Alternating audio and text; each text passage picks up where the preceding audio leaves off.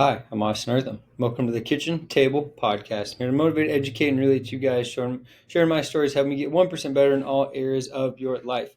Welcome to episode 128. I'm going to title this one when the worst can happen, or when the worst happens. Talk about what we can do and how we may or may not feel, and how to prepare for that in different scenarios. Because that happened in one event that I witnessed in the past couple weeks. If you're new here, what we do is we have a quote of the week, and then we talk about where I saw God for the week, and then we talk about what I learned or thought maybe deeply about the week and how to get a little bit better. It's just take on my life. Again, you can take it as for what it's worth. I throw in some sports psychology in there as well, since I do mental training, and hopefully you don't make the same mistakes I did, and we can all get a little bit better and related to your own self. So appreciate you guys being here. Let me know what you think in the comments. Otherwise, without further ado, here we go. Quote of the week this week. I thought it was interesting since I saw it at the Olympics with the men being golf. The first weekend of the Olympics with golf.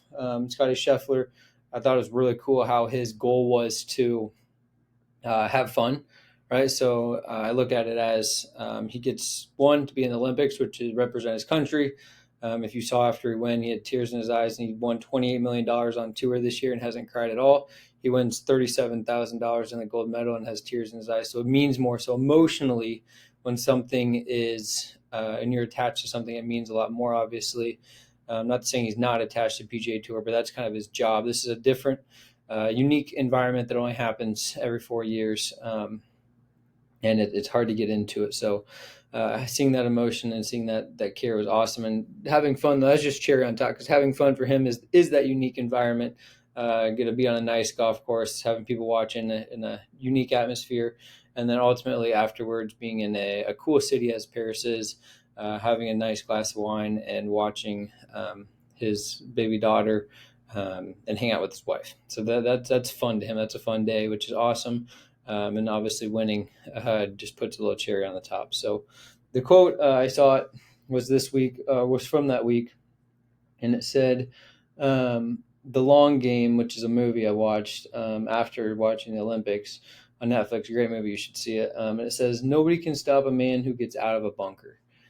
Nobody can stop a man who gets out of the bunker. Again, I watched this movie after um, watching the men's men's golf in the Olympics, and then this movie on Netflix called The Long Game, true story, actually, and about these Mexicans who play at a high school in Texas, start their own golf program, and there's some racism towards them, but ultimately they play really well and get themselves noticed and um, accomplish some of their dreams. But it's hard to stop somebody who's willing to get out of the bunker and who plays out of it, goes up and down, right? I think of Bryce DeChambeau's U.S. Open this past year, when he had to get up and down from a bunker and basically make a $3 million putt, and he did it, right? So when it's backs against the wall and you get out of a bunker, it's really hard to beat somebody who keeps getting up again, keeps getting up again. I was thinking of the example in boxing: you get knocked down 7 times, but you stand up 8. It's really hard to beat somebody who never gives up or keeps coming at you, and that's a lot about what life is. Because a lot of times things go poorly in life, or maybe not the way we want. So it's what you do afterwards, or have the cards that you're dealt and play them. Sometimes you don't have the best poker hand, but you can always play another round and find a way out of it. So I thought this was a really good quote. Where I saw God this past week was really. So the CrossFit Games, which I'm going to get into a lot, happens once a year at the start of August every year. And this year, one of the competitors in the first event drowned and died. It was obviously a big deal, unfortunate event. Could have been prevented, and that's what a lot of the topic of conversation is about. But just seeing the community rally, there's obviously some blaming, some pointing fingers, but ultimately people coming together. There's a big donation thing. So seeing that again doesn't fix the problem, but it's cool to see the community come together, because that's what CrossFit and fitness was really built upon by Greg Glassman. So it's cool to see the community come together at probably the toughest time of the company, really, in the last 25 years. So I thought that was really good. But without further ado, let's talk about some things I learned this week. So one thing I want to share is this photo here. So before going into the CrossFit Games, there's one girl who posted something. Her name's Bethany, and she's a girl competitor. And sorry, my dog's going crazy there. But anyways, said a couple of things. Number one, it's BEAST, the acronym BEAST, right? So B is for body language. What does your body language look like? E is for effort. We're going to have the maximum effort all the time. We want to have a great attitude. We want to have proper self-talk, positive self-talk, no matter if it's good or bad. And ultimately, we want to be a team player, right? So we're going to need the people around us to help us be successful, and everybody gets a piece of the pie. So that's supposed beast, right? So if you can go into every event being a beast, better things are going to happen, right? So good body language, maximum effort, a great attitude, positive self-talk, and then be a team player, right? So beast, if you do those things, good things will happen. So I really like that quote that I saw, or quote really, it's more of a poster that she put up on her background on her phone. So that's pretty cool. But anyways, what I want to talk about besides that, other things I learned this week, we talked about Scotty Scheffler already. Another thing at the Olympics I thought was really cool is the Faulkner, I don't know how to pronounce her last name, woman, and just about having hope in life, right? So this woman quit her job full-time in 2021 to pursue the Olympics in cycling, right? So she had worked corporate for a while, quit her job, which is obviously a big income loss, made the U.S. team, and ended up being an alternate at the Olympics and wasn't supposed to race. And then somebody basically got hurt, and so she was unable to compete. And this Faulkner girl basically step in and ends up doing like the road race for cycling, and she ends up winning it. Wins a gold medal, and she was supposed to be an alternate. So it's just crazy on any given day what could happen. And that's the thing that really keeps us going in life, is if you have that hope, is what can you continue to do? What can you reach? And it wakes us up in the morning ready to go. Right now, that's a once in a lifetime thing? Yes. But are you doing things daily to help you get to that once in a lifetime opportunity? Right. Sometimes you have to create your own opportunity in order to make things happen, or so-called, in quotes, be successful. So that was an interesting thing, because she's been training. She wasn't supposed to be there, and then she wins the gold medal. I just think about in our lives, what are you doing right now that's trying to lead to that ultimate goal that you're unsure is ever going to happen, and you're struggling if you want to continue? What's that one beacon of light of why you started? I put a PGM out the other day of remembering why. What's the purpose of doing it? If we can think about that ultimate why, and until you feel like that isn't worth the effort, or you feel that you're okay if it doesn't happen, then maybe it's time to move on to something else. But until that time reaches this point, you got to find a way to fill that void of whatever that be. And I have the same problem with me. When I said kicking was done, what do I need to fill that void? I know I'm going to sign up for the CrossFit Open this year, and see how I can do relative to my peers, and just see where I'm at legitly, and try to do my best and see what happens. And then we might get into a Spartan race or two, or a High Rocks race or something, just for fun, or to do a hard fitness thing just to say we did it. Maybe a small Ironman, or not a small Ironman, a small triathlon. I mean, not an Ironman. Big bike race, something like that. It doesn't have to be legit. Maybe I just want to do a 100-mile bike ride in Colorado, just to say I did it. Things like that would be cool to do. So that's where we're starting at, and you got to have those experiences to get to the next step of your journey. Let me see here. Other things that I saw this week. One thing I want to go in terms of sports psychology. The last thing I'll go with this, and then we'll get into the CrossFit Games, is that success, you have to be super present to fully have success, right? Because if you're thinking about the future, you're thinking about what might happen, right? Thinking about the past, you're thinking about your experiences. But if you're present, you're locked in, and you get clarity, you're able to think about what you are to do in that moment only. And if you're able to think clearly on that, you're more likely to have a better outcome, because you're thinking about the process to help you succeed. And sometimes you'll try hard and you still won't succeed. That's just life, and that's okay. But it's going to give you a much better chance to succeed rather than thinking the wrong things of, if I'm running up to kick a field goal and I'm thinking, all right, it's windy, we're down by 7. What if I miss this? Or I think, hey, I missed my last kick. Or what if I miss kick this kick and I have to kick another one? Am I going to be nervous in the future?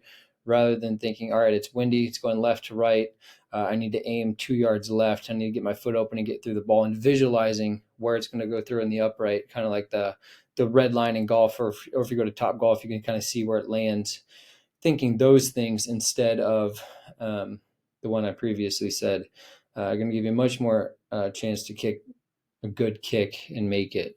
So being present brings clarity, which is going to turn out for a better outcome usually, and you can live with that. So, all right, CrossFit Games. So, long story short is somebody basically died through this event. So it was a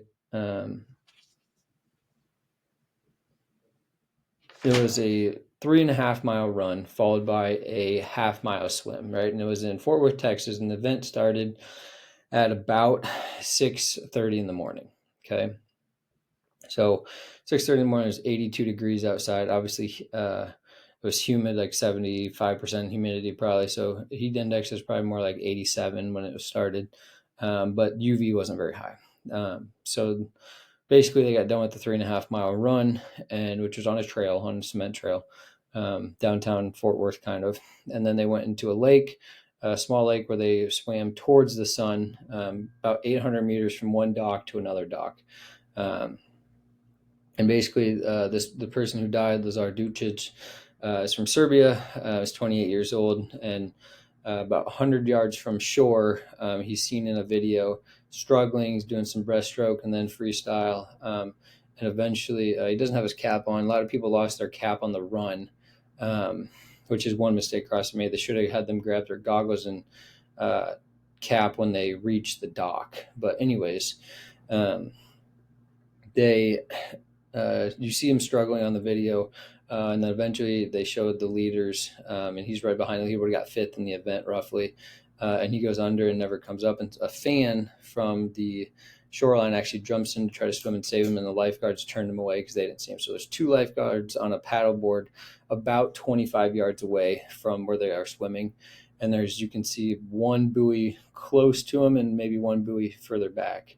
But by no means they were worried because they were going in the sun if they were going to swim correctly in the right direction. And Lazar's had health concerns in the past with going upstairs and not knowing where he was and kind of fainting and that stuff. So he might have a known heart condition. But he's a great swimmer, former water polo player. So it wasn't that he just couldn't swim and drown, right? The issue is that maybe he had a heart attack, or maybe he was just gasping for air so much and his body was overheating and he drowned. But that is likely not the case because he's one of the fittest people in the world. He's been in the top 10 of the CrossFit Games the last 2 years. His brother was in the event also, but he was further back. And they practiced this course 2 days or 3 days before this actually happened. And maybe not, that I could be wrong on that, don't quote me on that, but they tried this event on the exact course they did, and it was fine. Obviously not quite as much as the intensity was, but so anyways, CrossFit messed up in a couple spots. One, CrossFit Games is different from the methodology of the CrossFit training of just the affiliation and the actual business. It's a separate entity, and they wanted to cut costs for the games, right? So they had, as we know now, possibly the lifeguards didn't see Lazar, but people didn't notice he was gone until after the event. So I'm unsure how long that happened because his family was yelling and people basically got ignored by it. And there's a lot of chaos at the finish line, of course, but only having 2 lifeguards for 79 people there might be some further back, but triathlons say you should have 5 swimmers for every lifeguard. So 5-to-1 ratio, and there was not that. And second of all, if they're volunteers and not being paid, we need to have somebody who knows what to do in a life-saving situation. Number 3, they should have had the caps on. It's hard to tell who's who or where they're at. Mostly in open water swimming, you don't have a buoy you swim with, but we need to have buoys along a course so they know where they're at, and have people lined along that course to be able to see them in real time with their caps. Also, one thing I disagree with is they talk about the temperature and how hot it is. Yes, the water's hot, and triathlons usually say it's dangerous if it's 85 degrees, the water. The water was not 85 degrees, it was close, but as of now, we know it was not that hot. And it's going to affect the training, and I understand that athletes want to be able to simulate that training, but some of the CrossFit Games is not sharing what it is. So even if he had a heart attack, it was still preventable because the lifeguards needed to be aware of it and see that. And the emergency responders were not on site; they had to be called, and they showed up 20 minutes later. So obviously, when you prepare for the worst, you really truly had to prepare for it. Now, the person who runs the CrossFit Games is a former Navy SEAL, good guy. The owner of CrossFit, also in the military, and they just maybe didn't think about it. Now it's on their watch, right? So when we think about when the worst happens, how do we respond, or do we prepare for the worst, right? So that's what this really is about. Not to bring the blaming of CrossFit or what could have done better, because it definitely could have been different in obvious situations, right? And everybody's mad, and then they decided to go on to the CrossFit Games. They canceled that day's events and had a tribute to them the next day, which again, people are mad because it wasn't a long tribute, and I'm not sure what you're supposed to do. But they continued the CrossFit Games, and people are mad about that. So one thing I want to say about that is, if something happens, the worst comes to worst, there's so many things it's harder to not go on than it is to go on. And I think that no matter what people decide is great, but one person said spread the money throughout all the athletes and just let them do it as an exhibition. And people train their whole life, and that might be their income for the year. So that's really hard to do no matter what happens in that circumstance. Okay. Second thing is it's still a traumatizing event. Everybody deals with that differently, but in terms of just the business side of things, obviously that is challenging to do. It's on ESPN. There's sponsors, and it's really hard for that to not go on. Same. That's why the NFL happened after Damar Hamlin. They canceled that game, but the rest of the season still went on. Now, do you come back to it at a different time? Possibly. Do you change the events to make sure it's fair? I think yes. Did they totally do that? Not really. So there's obviously going to be an asterisk no matter what next to that year. But I don't think it's right just to say this happened and we cancel it, because then that's how the games get remembered, rather than trying to go on as normal. But given the little things that they did, leaving a lane open, keep bringing light at the situation, talking about it.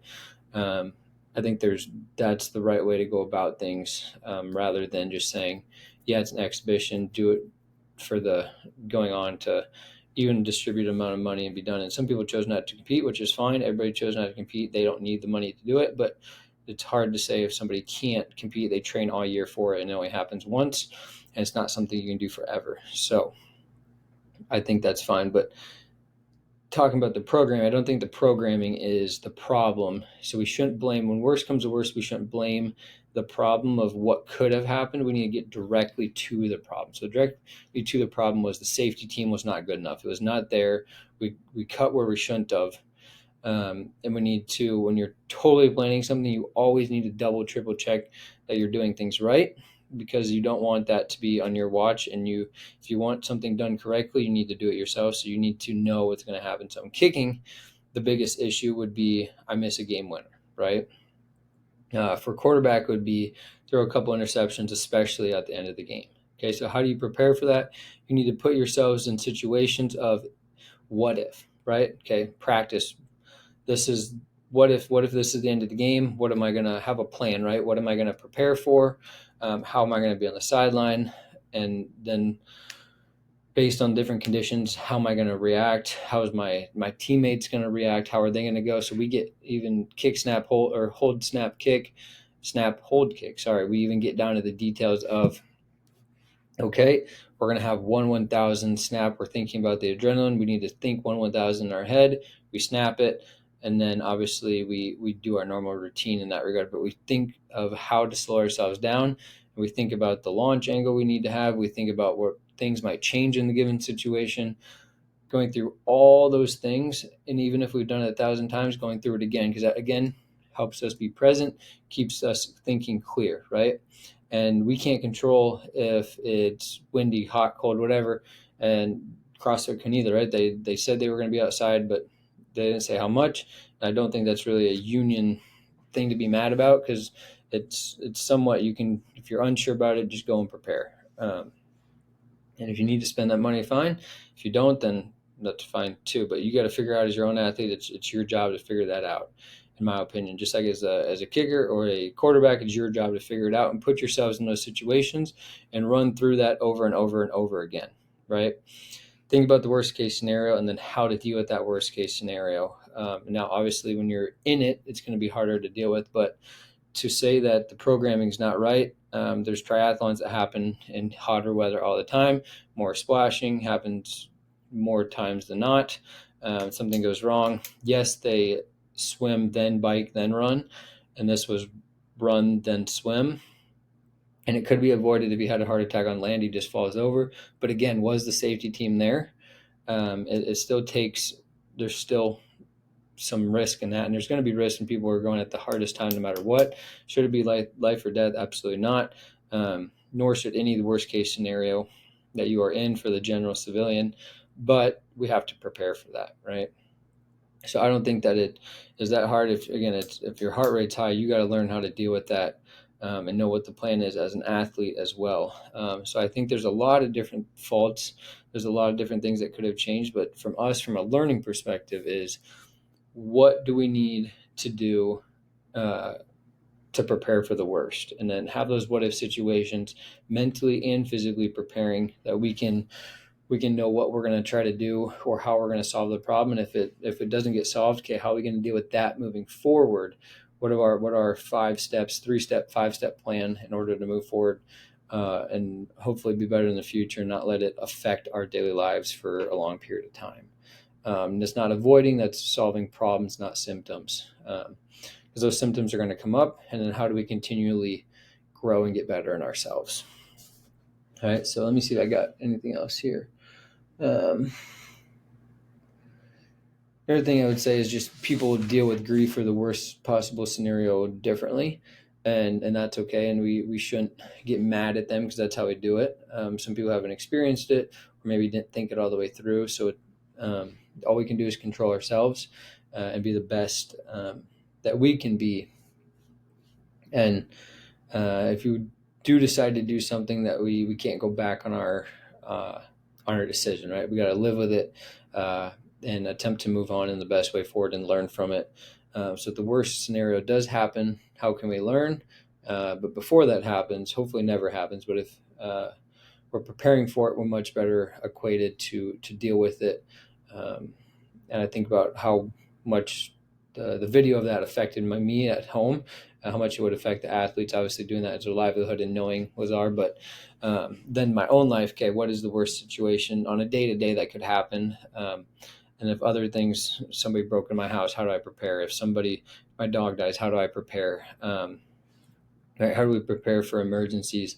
What's that routine, both mentally and physically, in order to solve that? I was watching a storm show the other day. It's called Into the Storm, or In the Eye of the Storm. People just basically get too close that there's no return. So how can we deal with one, have a plan before that, and then two, execute it? But if we don't, what are some options that we could possibly have as we're getting into point of no return? And then how would we deal with it? So use your brain, be smart. That's really what I learned this week. Unfortunate events will happen, but it's how we deal with them moving forward that makes the world go round. So it's a beautiful thing of life we have, and cherish it and build relationships. They're important. Otherwise than that, we'll see you guys next week. We'll get one more episode here before the break, and catch you guys later. Love you. Bye.